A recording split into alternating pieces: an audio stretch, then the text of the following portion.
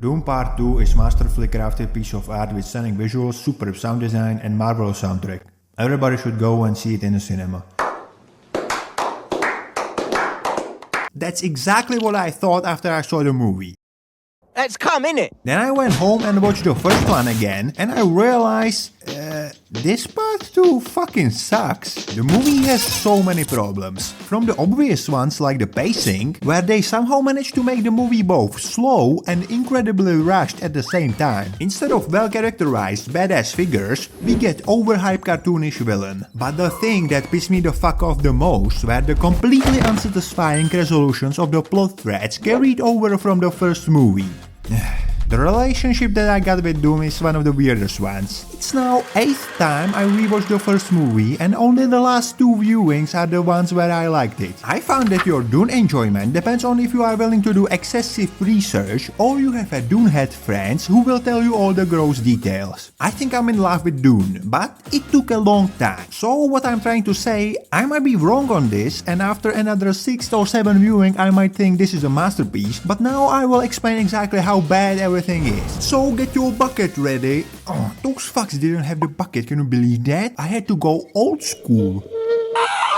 Number 1, Paul is gay. Timothy Chalamet is perfect as a Virgin Paul. Trying to find himself, he constantly doubts himself and in the end everything is set. The character of Virgin Paul is gone and now Badass is born. Perfect character development in the first movie. One of the reasons why he works well in the first movie are the supporting actors. Josh Brolin, Jason Momoa, Rebecca Ferguson.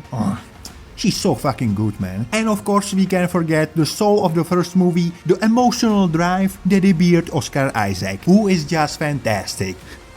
Paralyzed Oscar Isaac has more screen presence and wider acting range than Timbo, which doesn't mean that Timbo is bad, it's just a fact. In part 2 it's mostly Timbo who's doing all the lifting. And yet, the most emotional parts are again from the supporting actors. The moment when Paul declares that he's a Atreides, he's a Duke, and the camera holds on Brolin, and you can see how fucking proud he is, it's like he's watching his dad, that moment hits hard.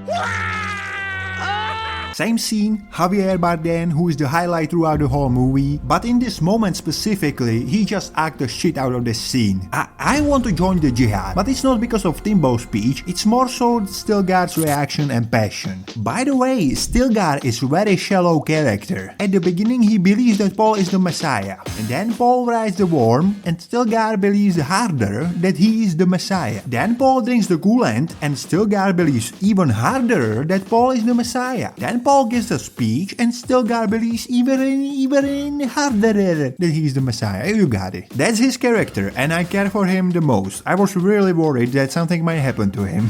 It's all Javier's acting. It's definitely not the writing. Back to Paul. He himself doesn't get any emotions from me. For 2 hours he's like, but I was going to Tashi Station to pick up some water converters. Or he's acting like Jon Snow in season 8. I don't want to be the Messiah. People will die. I don't want it. For 2 hours he does that. Then he finds out that he's part Harkonan and he's like, well, people will die. Let's do it. I have now black eyes, so I'm evil now.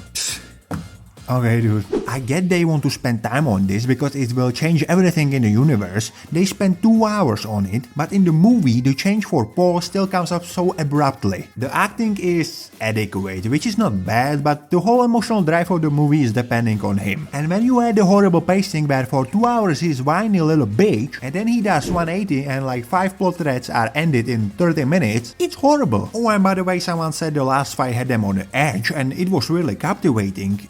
I don't understand. He sees the future. He's the Messiah. He is coked up out of his mind. How can someone 1v1 him? With everything they show us throughout the movie, the duel feels like a waste of time. Obviously, they missed the most important characterization. They forgot to give him beard. Point 2. Chemo patients are done dirty. First movie gives me absolutely excellent characterization of Baron and the House of Harkonnen as a whole. From this scene alone, you can get all you need to know about the Harkonnen. Isaac is paralyzed, stripped naked, and yet when Baron comes close, he turns on his shield. They are calculating, backstabbing both cunts, but with all their immense power and vast numbers, they are still cowardly. With me! I hated all of them. Baron, Baptista, I want all of them burned. And what we get in part 2? Baron, or here we go. Oh, and he's stabbed in the neck and he's dead. Okay.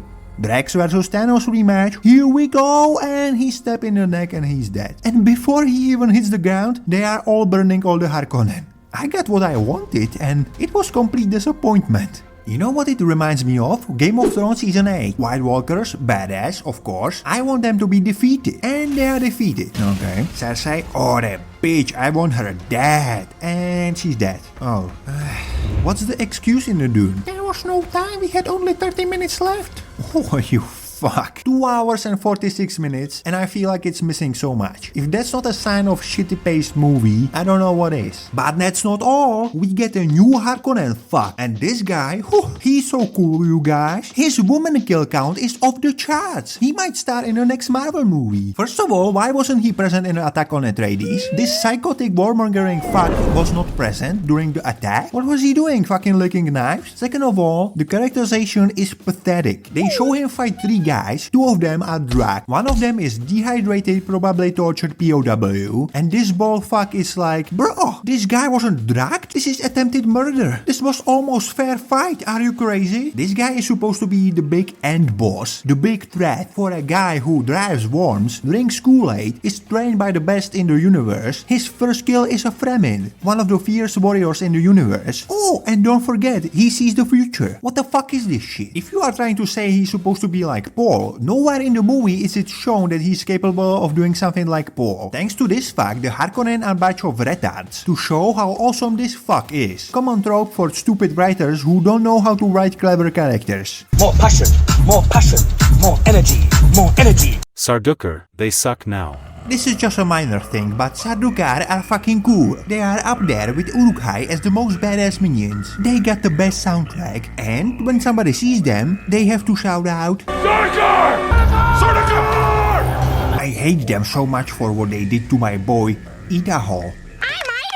I want them all dead. And now, in part 2, we got to see Imperial Guard Sardukar. You wouldn't believe these guys are so cool. Oh, and they all die off screen. Okay. You know they fuck up the vermin in the first one, right? Maybe like they could do something? This is a little bit of a problem that I got with the whole fight. In the first one, it's over in a minute. It's a surprise aerial assault, no chance. No problem with that being over in a couple of minutes. In part 2, they do the same, but you know, this is the Emperor's whole army. I would like to see battle that has like stages. This is just a run through. Battle starts and in 30 minutes Paul has a new slot and is now a president. Okay. Chani is retard. Zendaya, great acting. The moment of great retardation comes when she is against Paul turning into a jihad Thor. Her reason is people will die. I mean, what's the alternative? Basically, if Paul is not the emperor, some asshole will try to suck Arrakis and people will continue to die. The only way for vermin to be free is to kill everybody. And guy who can see the future is kinda good leader for the job. In the first movie, she talks about how Harkonnen cruelty is the only thing she knows. She is raised in a war on the most hostile planet with sand fanatics. She's a warrior and now she has a compassion for people. That's kinda weird for her character. And of course the manufactured jealousy that could be avoided in one conversation with Paul is retard level writing. And the biggest strength is that Dennis the Penis is a huge fan of Dune, and that is also the biggest weakness. Because he has the context for all the characters, he knows where this is going, so he thinks that the setups and the payoff are working. But if you are like me, illiterate retard, this movie just keeps going about the one thing. Is Paul going to lead the jihad? Yeah, I think so. Otherwise it would be just movie about guy fucking in a tent. The main problem with the part 2 are the characters. The only thing that holds this all together is Javier Bardem performance. Gurney comes in late, Lady Jessica is boring monk with a rag over her face, Baron comes in just to fucking die. Instead we get this wannabe psycho. I mean, Jason Momoa with nail polish and bathrobe and double buns has more presence than this fuck. Only reason why people are following Paul is because he has superpowers. That's kinda lame. There is no sense of this galactic war. I mean, the Emperor's army was wiped out in one go by guys who drink their own pee. There is a sense of scale for these things like worms, but scale of the universe? Nah, not even the planet. I mean, people are just bumping into each other. Take out the IMAX experience, take out Javier, and you will have terribly paced sludge of poorly explained backstory. a story about little boy who even though sees the future gets stabbed twice. But don't worry, he's okay, seen later. Part 2 is doing all the stuff the first one did, but much worse. Do I wanna see part 3? Fuck yeah! But not because of this movie, it's because of what I heard is coming. Dune is supposed to be epic story. I would like to see that.